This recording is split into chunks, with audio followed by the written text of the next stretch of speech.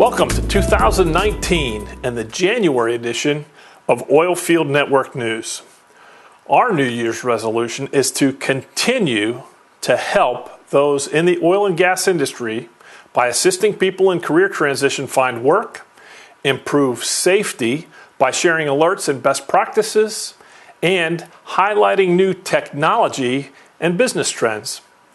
As turning the page on a new calendar year always causes us both to reflect on the past and look to the future, we'll start with our feature story brought to our attention by Joe Dancy when he posted a story in LinkedIn about the McClintock Well Number 1, the world's oldest continuously producing oil well, and the story of its colorful landowner, John Washington Steele, one of the first millionaires in the oil industry, who was also known by the colorful name of Coal Oil Johnny.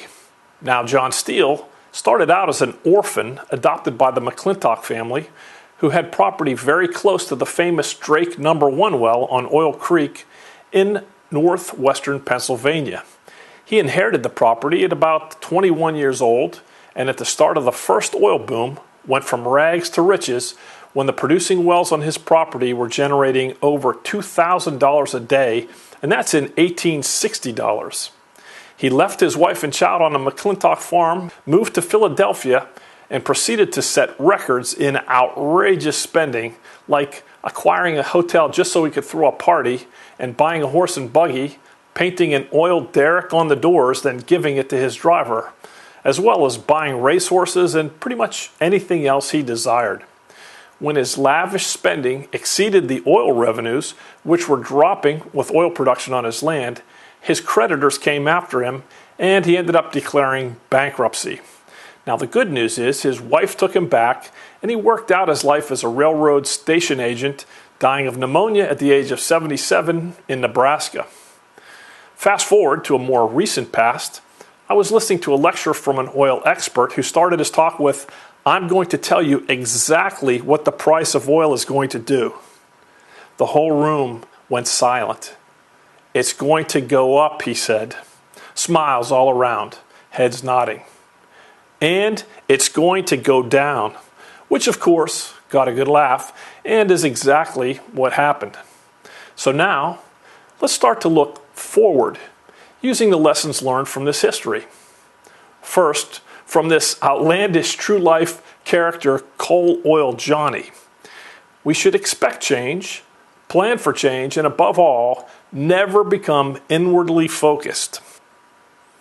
Another recent news story talked about how Sears and Roebuck went from the top of the retail pile to bankruptcy, much like Johnny, because top management was spending more time and money changing internally and ignoring changes in the industry.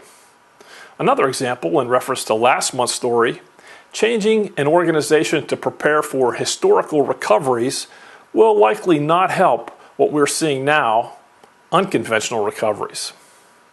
Now, relating this to helping those trying to find technical jobs, even if you've got a job now, it's always good to continue to network and spend time learning about where your skills have industry value.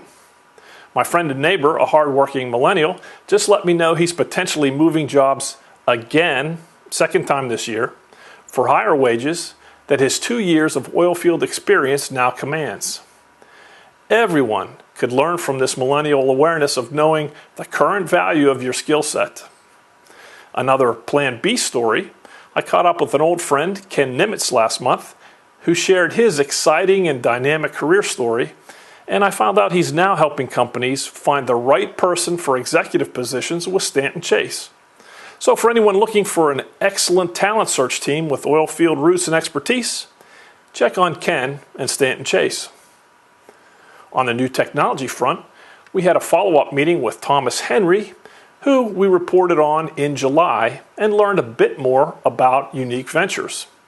If you have a new technology idea for oilfield applications, check out their website. Next month, we'll put a spotlight on technology best practices in training. Our Oilfield Network news team has provided internal corporate news stories delivering just-in-time training and business-critical safety alerts So for the February edition, we'll give you more on this new and innovative opportunity for training in the news. So, everyone, welcome to 2019. Thanks to Joe Dancy for our cover story, and a special thanks to our friends at Pay It Forward Networking Programs who set the example that helping others is something everyone needs to have on their 2019 resolutions list.